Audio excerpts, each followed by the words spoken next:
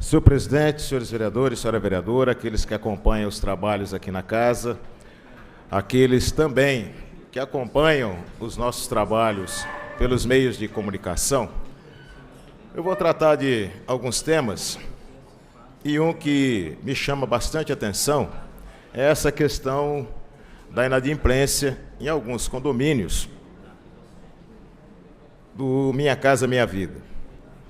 E também recebi reclamações de moradores desses condomínios, porque ao citar o nome do condomínio, que está em débito com o pagamento de água,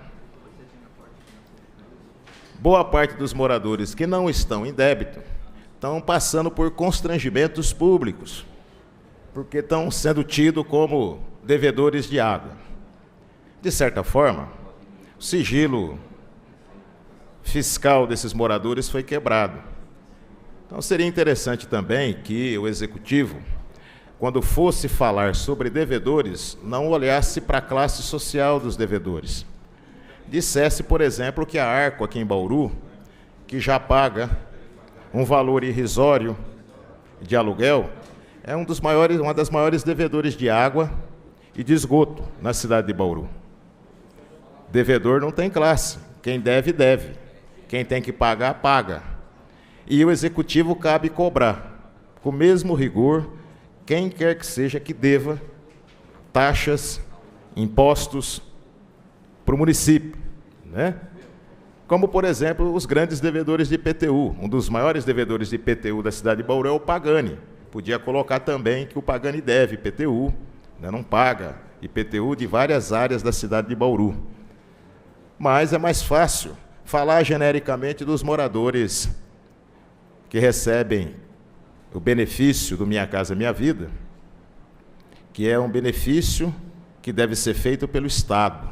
O Estado tem dívida social com essa parcela da população. E por falar nisso, isso revela uma coisa, presidente. O Brasil é um país fantástico e extremamente surpreendente. Extremamente surpreendente.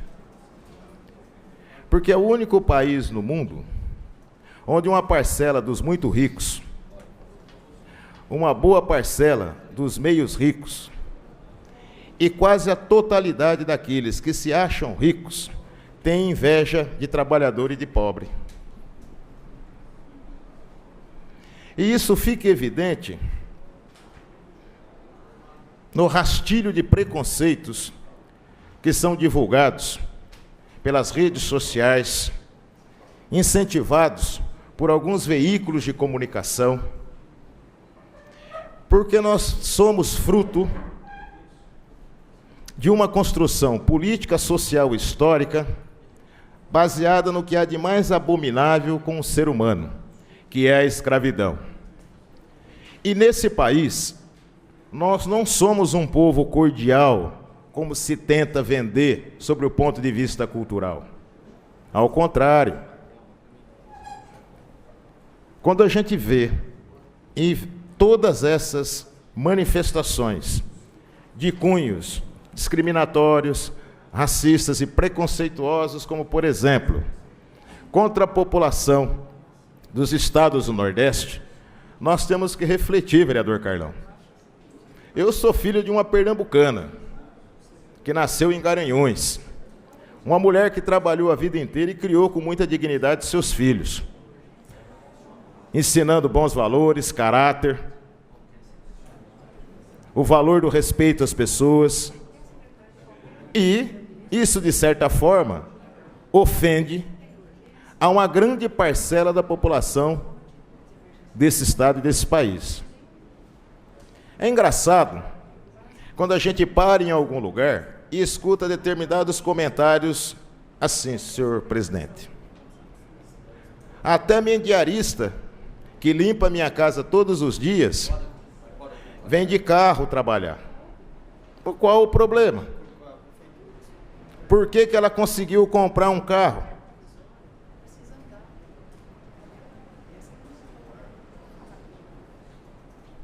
Veja, agora todo mundo pode estudar, fazer uma universidade. Se esse povo todo começar a fazer universidade, nós não vamos ter escravo para trabalhar por menos de um salário mínimo, sem registro em carteira e sem benefício. Essa é a realidade, uma boa realidade do país que a gente vive.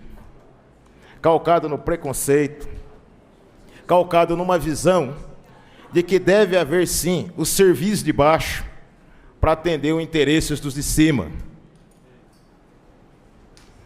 Então, fazendo um diálogo muito franco com a população de Bauru, nós precisamos explicar que quando as pessoas têm acesso à renda, têm acesso a trabalho, elas se libertam de grilhões.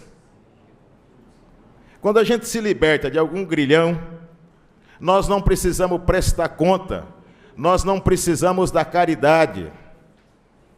A caridade é sintoma de uma doença que raramente se tem cura sobre o ponto de vista social. Toda e qualquer discussão que nós fazemos tem que ser pautada em questões extremamente concretas. Muitos do que propagam os preconceitos, muitos que não querem dividir os corredores da USP, os corredores da Unicamp, os corredores da Unesp, com pessoas comuns, cabeças chatas nordestino, homens e mulheres da pele escura, são o mesmo que se acostumaram a tratar a maioria da população brasileira como se a maioria da população fosse de menos. Mas o mais engraçado é que na hora de buscar voto, estes que discriminam, estes que praticam toda sorte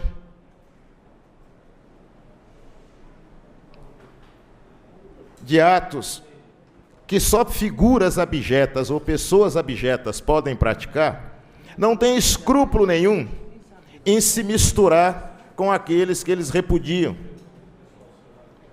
Porque são esses mesmos cabeças chatas, essas mesmas diaristas, que não podem e não devem comprar um carro, esses mesmos jovens